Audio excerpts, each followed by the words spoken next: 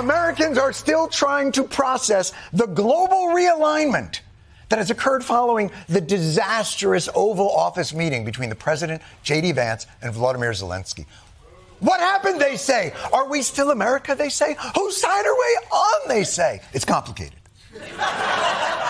The best way that I can explain what happened and show Americans how to process this new reality was with another shocking turn of events from this weekend.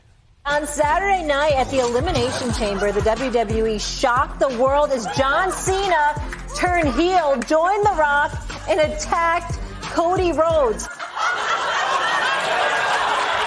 Now, if that does not immediately explain to you our current geopolitical climate, you must have grown out of watching wrestling through the normal course of aging. I, on the other hand, understand this in my bones. This explains it, folks. All of your shock, all of your disappointment, all of your anger. It's in there. It's in the squared circle. You see, Saturday night. Oh, we're doing this. Saturday night. John Cena, the good guy of professional wrestling, Mr. Hustle, the champ, the man who stood for everything, truth, justice, the guy who literally holds the record for the most Make-A-Wish Foundation meetings of all time. People would get cancer just to meet John Cena. Last weekend, Cena flipped the script and went from being a face, a good guy, to a heel, a bad guy. Now, if you don't follow professional wrestling, and I'm guessing if you watch this show, you do not.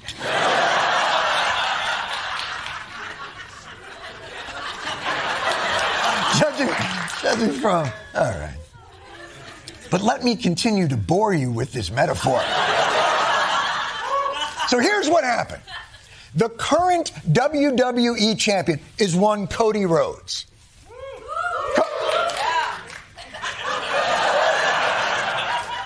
Seven people say around.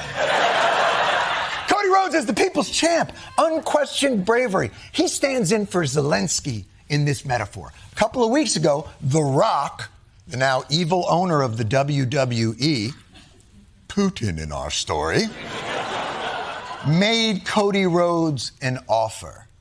The one thing that I want more than anything in this world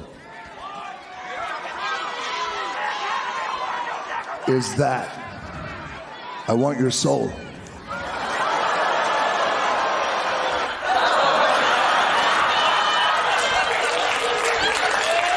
Putin, he wants Zelensky's soul. But sir, I am smaller and weaker than you. It will take incredible bravery for me to protect my soul and the soul of my people. But luckily, I am not protecting my soul alone. For I have the support of the great John Cena! So, Cody Rhodes, Zelenskyy, told Vladimir Putin, Rock, no soul for you, motherfucker! And that's when they met in the Oval Office. America went to hug Zelenskyy, but when America looked up, somehow Putin had given John Cena the international sign for its time.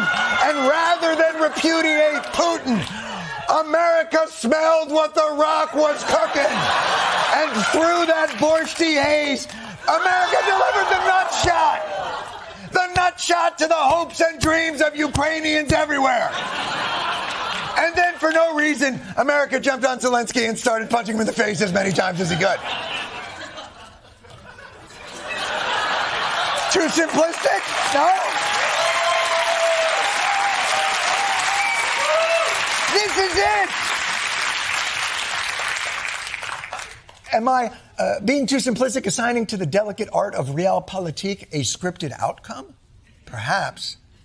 But judge for yourself. Putin broken 25 times his own signature. 25 times he broken ceasefire. You're in no position to dictate what we're going to feel. Well, You're not Mr. in a Brown, good position. I you don't was have the cards right now. You're Think- gambling with World War III. what are you You're thinking gambling about? with What are you World thinking War about? III. Have you said thank you once this A lot entire of meeting? times. We gave you, through I this said stupid president, $350 billion. You're either going to make a deal or we're out. This is going to be great television, I will say that. It sure wasn't. But isn't that what you want from the high-stakes diplomacy and real-life urgency that ending war demands? And you know, even reporters got some nut shots in. Why don't you wear a suit? Oh, shit! No, you didn't! Let's do the dozens. Oh, Zelenskyy, you're so poor and war-torn, you're down to one Brooks brother. Oh, shit! You've so war-torn, you've given up the meaningless protocols of business attire. If you think I'm pushing this metaphor, look at the stunned faces in the crowd at WWE when John Cena turned heel. I now present you the equally stunned faces of those watching this Oval Office pay-per-view. Scott, I've never seen anything like that. You've never seen anything like that. Wow. Just wow. That was something. Caitlin, I want to start with, look at her face. I mean, Christiane. You broke Christiane Amanpour. The woman wanders unprotected through Taliban-controlled Afghanistan, doesn't give a f***. 10 minutes of Trump diplomacy, and she's like, is anyone else dizzy? My A1C is plunging. Now, of course, there is one big difference between the WWE and the world of politics. In the WWE, they seem very clear on who the good guys and who the bad guys are. Nobody walked out of the match pretending that the guy who got nut-shotted was the bad guy. There was this attitude of ungratefulness, seeing his smirk, seeing him roll his eyes, seeing him refer to J.D. Vance, the vice president, as J.D. He shows up in his Equinox chic outfit to the doggone Oval Office. President Zelenskyy was also antagonistic, and frankly, he was rude. So impertinent, so disrespectful. Tone deaf, going in and fighting back, getting sassy with the president and the vice president. Sassy. He was sassy. He was sassy.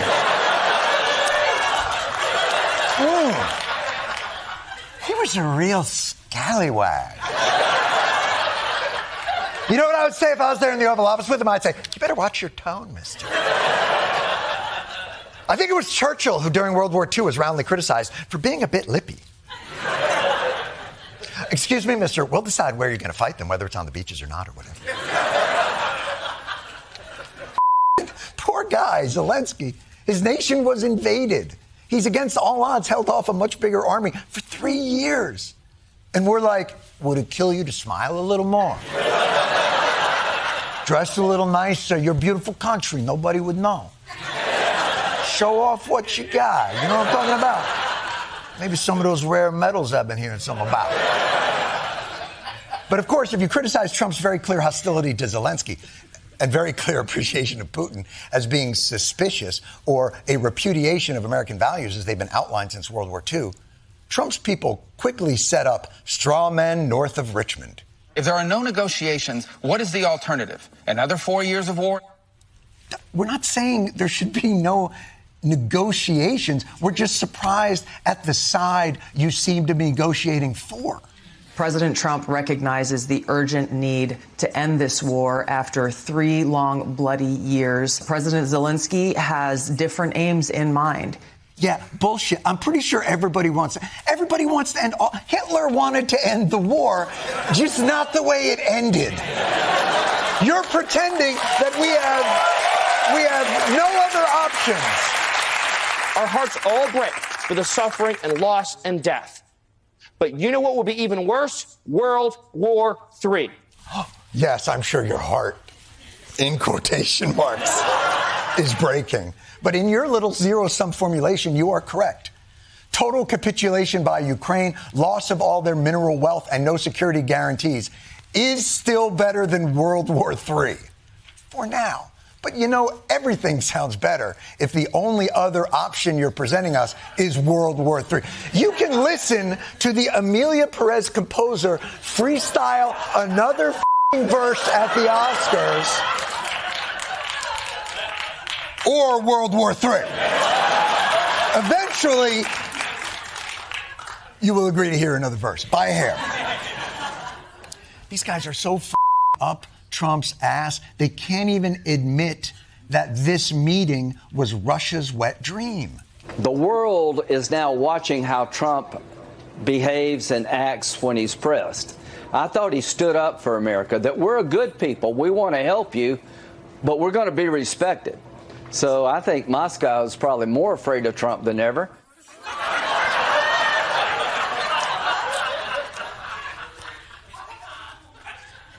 Yes, people get terribly afraid when someone viciously takes their side. They must be quaking in their... What do Russians wear on their feet? I don't. Is it shoes inside other shoes and then they get very small? Until the last shoe that you take off is a tiny shoe and you're positive this has got to be the last shoe. And then, but no, your little baby tiny shoe. Your little baby tiny shoe.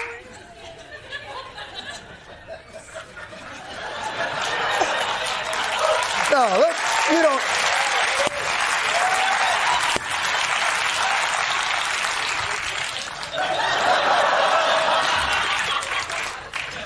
You know what? Putin must be quaking. Let's get this is the actual Russian state television view on Russia's fearfulness.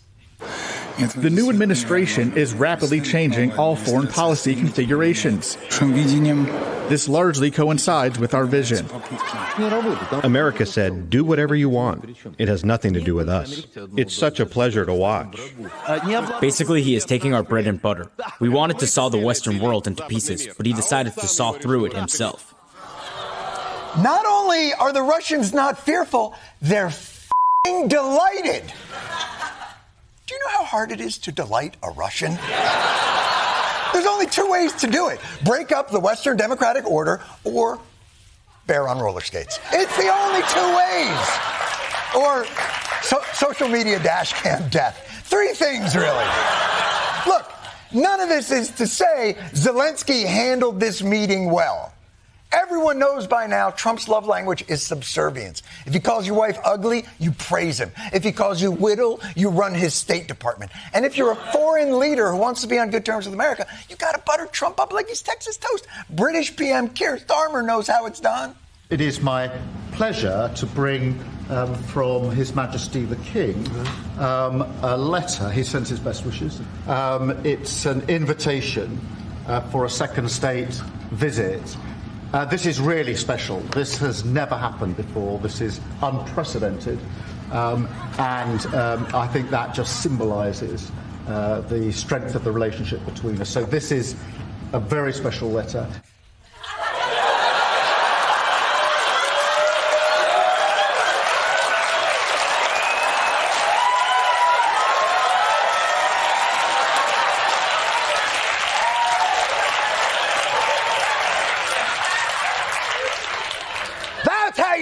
Zelenskyy, it's a letter from the king. It's got a wax seal on it. It was brought here by Harry Potter's owl. Ooh, ooh, what a delight.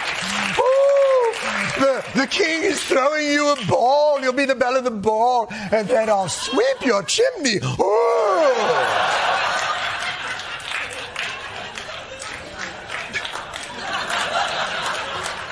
Zelenskyy shouldn't have gone in there with Russia hasn't abided by any ceasefire agreement, so we can't trust them. He should have gone in there with a dessert cart and a Kyiv hotel opportunity. So this meeting has deeply wounded America's alliance with Ukraine, as well as the rest of Europe, and the punditocracy is having a hard time figuring out the strategy. I worry that the president is actually not interested in a deal about Ukraine, but I don't understand it. The question now, Jim, is what happens in Europe? How does this make America great again? It just does not make any sense. You poor, dumb bastards. It makes perfect sense. If only you watched professional wrestling. Do you get it? It was a heel turn. I'll explain it again. It was a heel turn designed to create the alliance Trump always wanted in the first place. What's to understand? Trump and the Republicans like Putin better. Just listen to Putin. The radical neoliberalism destroying traditional values. The obsessive emphasis on race. Modern cancel culture. It turns into reverse discrimination, reverse racism. They invented 5 or 6 genders, transformers, trans. You see, I do not even understand what it is. Shared toilets for boys and girls. Cats marrying dogs. Will and Grace reboot? I mean, come on. It sounds like Putin is primarying Marjorie Taylor Greene from the right. A woman who, by the way, gives up the whole point of this realignment. The Ukrainian government is attacking Christians. Russia is not doing that. They're not attacking Christianity. As a matter of fact, they seem to be protecting it. By bombing other Christians. So everyone's wondering, why isn't Trump aligning himself with the West? In his mind, he is. Western civilization, not Europe. To most of us, Russia is not that. Because we, and historically everyone, has used the West to mean Western values. Europe represents the expansion of liberties advocated by great Enlightenment thinkers like Locke, Voltaire, and Rousseau. But to MAGA, this is Europe. It's f***ing gay. Super gay. When MAGA talks about Western civilization, they mean the Knights Templar. Still pretty f***ing gay. I gotta say. But excitingly so. But that's the thing. It's not democracy versus dictatorship or capitalism versus communism anymore. It's woke versus unwoke. And Russia is not woke. They're very tired. They're comatose. It wasn't decided in a particularly volatile meeting on Friday. You got to give credit where credit is due to MAGA architect Steve Bannon. They've been working on taking out the EU for a while now. It's a global revolt. It's a zeitgeist. We're on the right side of history. The beating heart of the globalist project is in Brussels. If I drive the stake through the vampire, the whole thing will start to dissipate. We'll call it the movement or the cause or something like that. And that's literally when we take over the EU. Holy shit. What a concise, centrally planned social engineering scheme. But here we are, the end result of a scripted arc that culminates in America betraying its old alliance for the lure of a strongman partnership that carves up the world's rich bounties and places classic democratic values behind transactional convenience. So say it with me, conspiracy theorists. By design, it's a new world order. So Europe, sadly, if I may,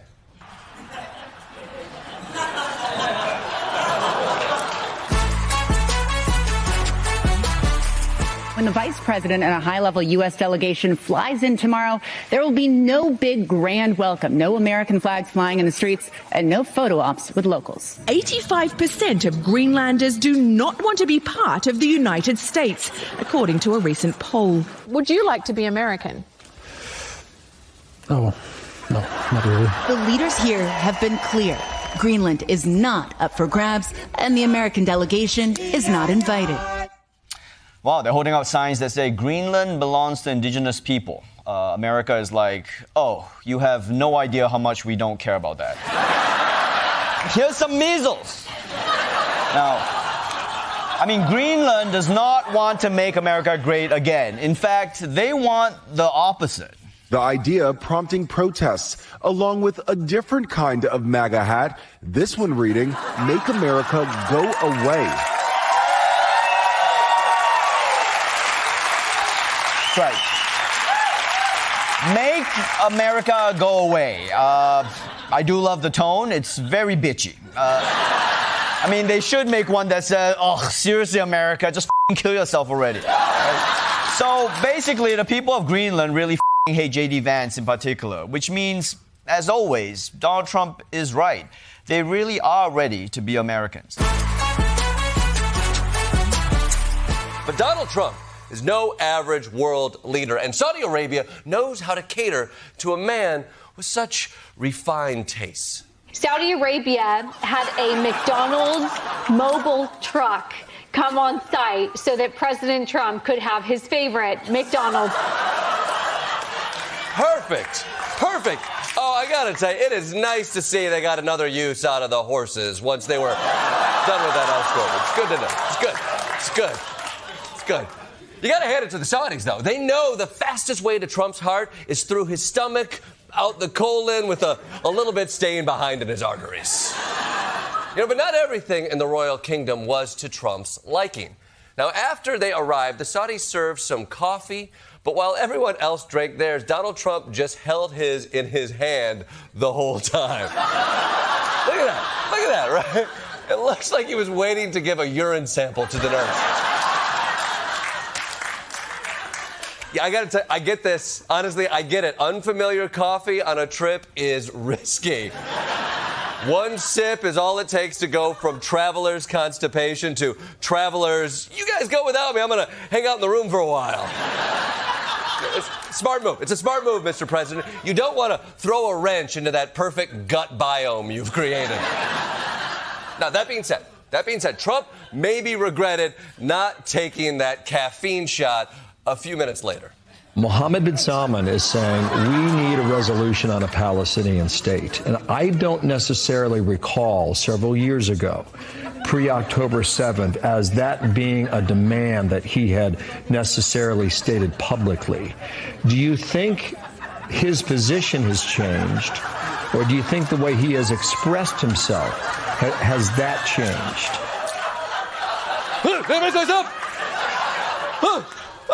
Mr. President, come on, you can't fall asleep there.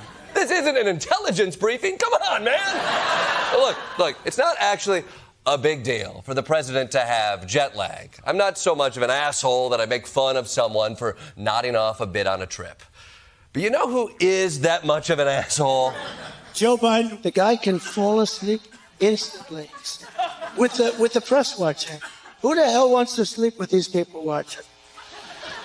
And he's out cold. You see the dribble coming down the side of the street.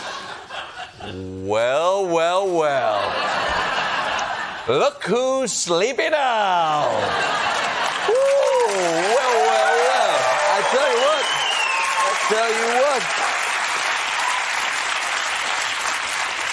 Joe Biden, you must be loving... Oh, he's passed out. Never mind. Of course, it's in the Saudis' interest to give Trump the royal treatment. But I'm sure the President of the United States understands that the Saudi crown prince is not without baggage. Just a few years ago that he murdered an American journalist. So I'm sure the president will keep a healthy distance from the crown prince. I like him a lot. I like him too much. That's why we give so much, you know? Too much. I like you too much. Yeah, I agree. You might like him too much. It was a very nice start to this trip abroad, where he'll visit not just Saudi Arabia, but then Qatar and then the UAE. But you might be wondering, why did Trump pick these countries for his first foreign trip? Well, there's a strong geopolitical balance of... I'm f***ing with you! Corruption! His sons, who now run the Trump Organization, have lucrative real estate deals in the works in all three countries the president is visiting. Yeah, the Trump boys have projects in all three countries. I never thought I'd say this, but can't these countries go back to doing something more constructive, like funding terrorism?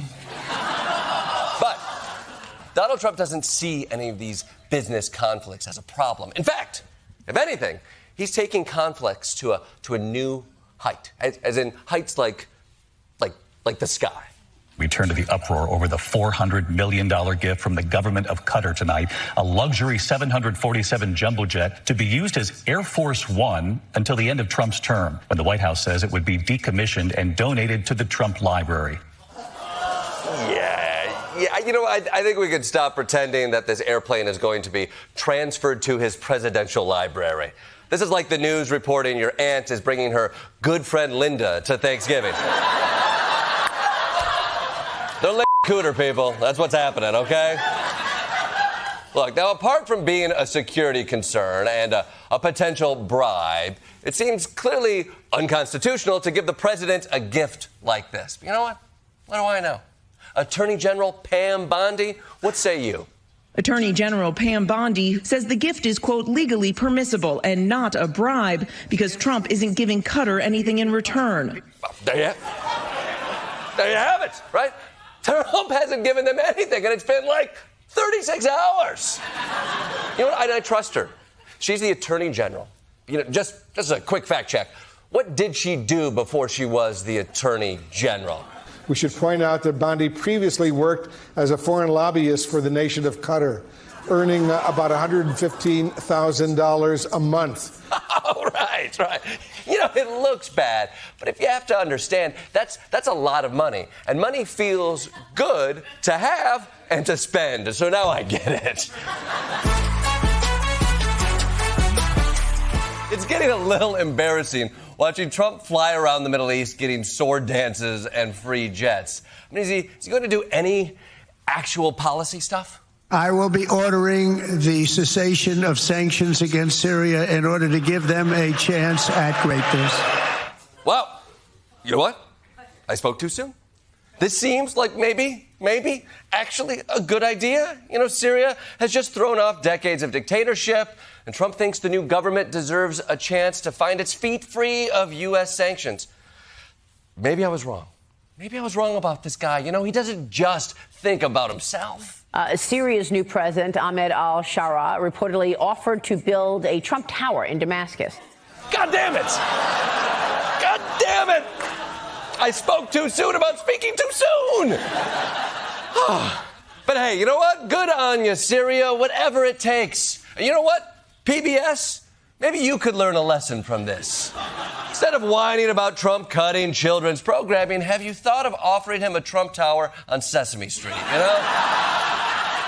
Could be a win-win. Let's kick things off with President Trump's meeting with the president of South Africa today. And because it's Donald Trump, things got weird. Death. Horrible death. I don't know. What a host. Death. Hey, do you want a Diet Coke? Yeah. Death, horrible death. Now, the reason Trump turned this White House event into a murder podcast is that Trump is convinced that there is a white genocide going on in South Africa, which of course means there is no white genocide happening in South Africa. It's not even mathematically possible. I mean, you'll never run out of white South Africans when one of them is making 5,000 kids a week. But still, Trump thinks there is one, and you know he cares about it because he said white genocide. It's like someone told him, hey, it's not just a genocide, it's a white genocide, you know, the bad kind. And Trump's like, oh shit, get him in.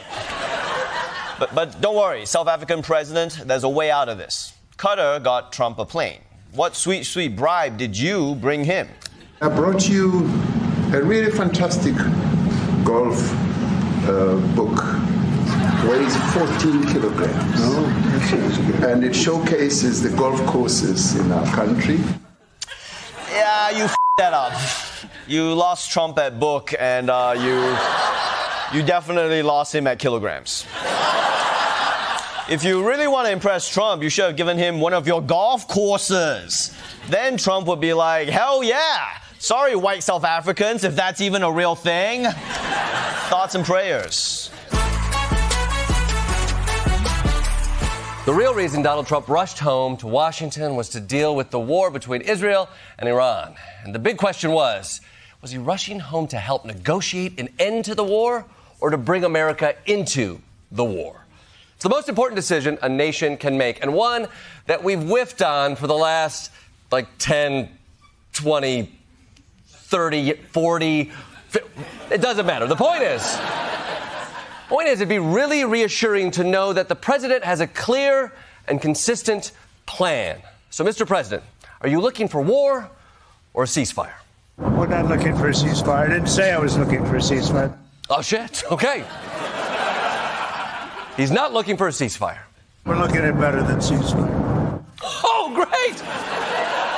Yeah, better than a ceasefire. Ceasefire plus. That's great. I hate watching ads. That's wonderful. This is good news. I'm glad you're going to negotiate with Iran. I don't know. I'm not too much in the mood to negotiate. Okay. All right. Not in the mood. Okay. The president's not vibing on negotiations then. So it's war. Because who would negotiate besides you, Mr. President? He's considering sending the vice president to negotiate with the Iranians. You know, I think this is fantastic. J.D. Vance is a great choice to negotiate. The Iranians will agree to anything to get him the out of there. You know what? And it's great for peace, because if Trump is negotiating, it sounds like we're not going to flatten Tehran anytime soon. The president warned everyone in Iran's capital city to flee, posting everyone should immediately evacuate Tehran with no additional explanation. You know what? I could use some additional explanation. Mr. President, I am more confused than ever. Please just sum up your explanation in one clean tweet. President Trump has just posted new comments directed at Iran. We know exactly where the so-called supreme leader is hiding. He is an easy target, but is safe there. We are not going to take him out, and then in parentheses, kill, at least not for now. Okay.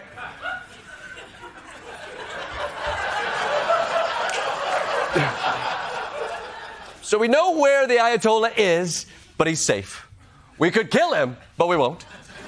For now, maybe later. We'll find out next on The Golden Bachelorette, okay? I mean, how does one tweet and have 6 different positions? I mean, clearly, we're not going to get any clarity from listening to President Trump. Maybe other people in his inner circle can shed some light on America's position. Tucker Carlson, huge supporter of the president. What do you think of the war? I just don't want my country to be further weakened or destroyed by another one of these wars. And boy, if you can't connect the dots after 25 years of this, you're either too dumb to participate in the conversation or you're just a liar who doesn't care. Wow. I mean, Tucker, he hasn't been this distraught since the WNBA got popular.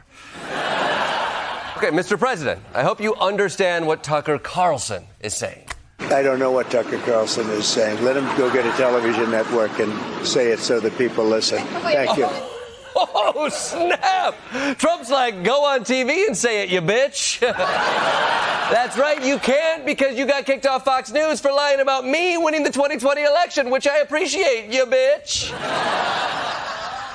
So yes, Trump is not on the same page as Tucker, and he seems to be at odds with some of the other top MAGA minds as well. The American people have been brainwashed into believing that America has to engage in these foreign wars in order for us to survive. And it's absolutely not true. Oh, my God.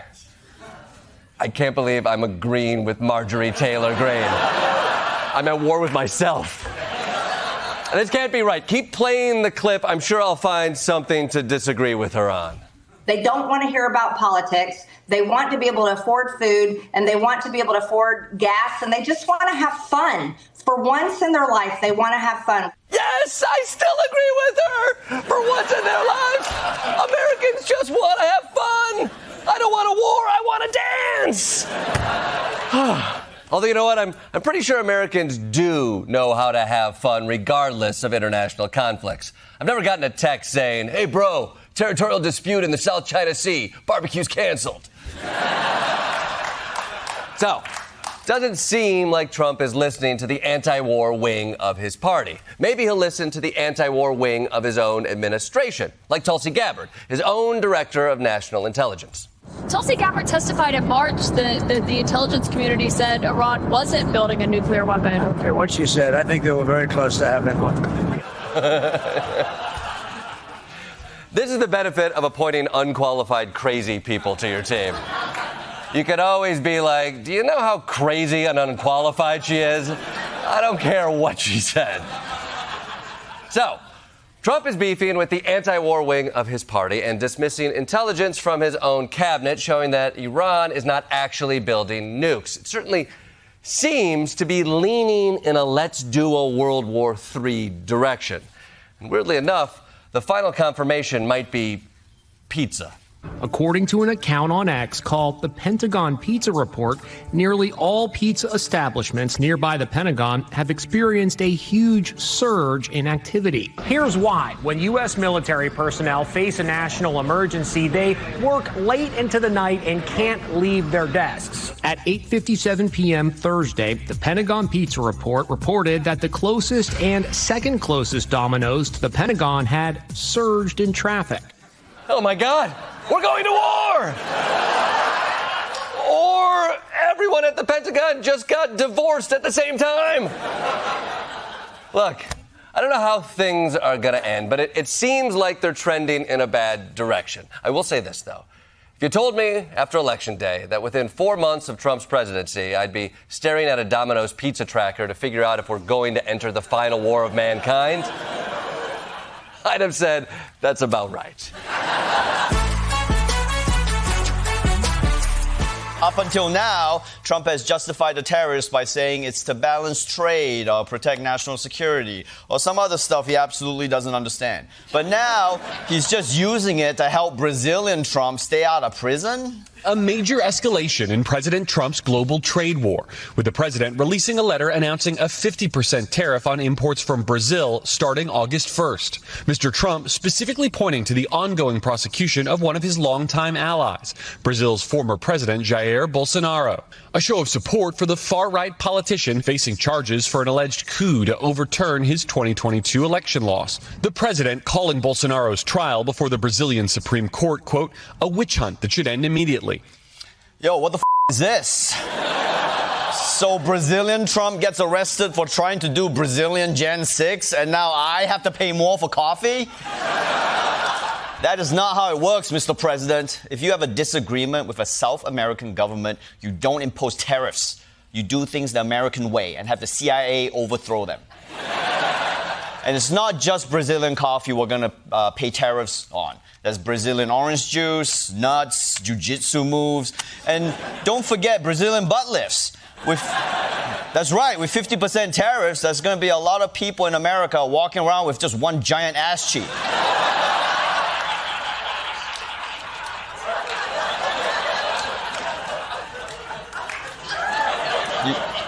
You know what? I think I prefer this. And Americans might be wondering why Bolsonaro is in trouble in the first place. But let me explain. You see, in other countries, they actually arrest leaders who try to coup. I know, it's a different system. It's like how the rest of the world has a metric system and America has feet and pounds or however you measure how much beef you're shoving into your fat faces. Let's move on from the war Trump is trying to stop to the one he's trying to start, the one with Iran. They've been real pissy at Trump just because he dropped the world's biggest bomb on them. Okay, get over it. That was like 2 weeks ago. And now some Iranians are suggesting that they could strike back in a very specific way. A senior advisor to Iran's supreme leader now issuing assassination threats against President Trump, reportedly telling local media, quote, Trump has done something that he can no longer sunbathe in Mar-a-Lago as he lies there with his stomach to the sun. A small drone might hit him in the navel. It's very simple.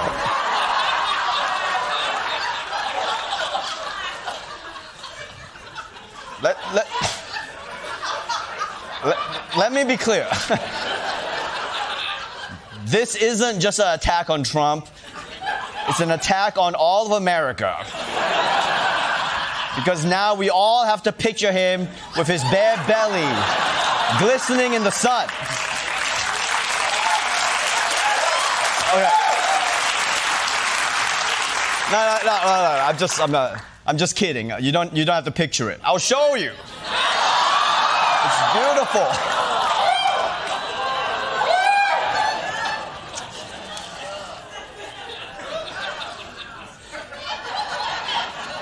I think I prefer this.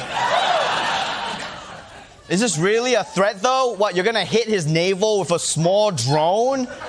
Like, Iran went from building a nuclear bomb to, we're gonna turn his Audi into an innie. Are they threatening to assassinate him or poke him like he's the Pillsbury Doughboy? Ew! Also, Iran, are you the only people in the world that can't tell Donald Trump uses spray tan? He's not in the sun, okay? Are you looking at pictures of him like, damn, this guy must have spent all week at the beach? Trump hosted African leaders at the White House. Trump pressed them on important issues like migrant deportations and how Scar was actually the good guy. And you're never gonna believe what happened when Trump got in a room with a bunch of African presidents. He made it awkward. At the White House on Wednesday, Donald Trump praised the president of Liberia for his, quote, good English, even though English is the official language of Liberia. We just want to thank you so much for this opportunity. Well, thank you. It's such good English, such beautiful. Where did you learn to speak so beautifully? Where were you educated? Where? Yes, sir. In Liberia? Yes, sir. Well, that's very interesting. Trump was totally blown away by this guy speaking his national language. Where'd you learn to speak English? Like, what, Liberia? Oh, we call them libraries. To be fair to Trump, the last African he was friends with was totally incomprehensible. And now he's like, is this what Africans sound like when they're not on ketamine?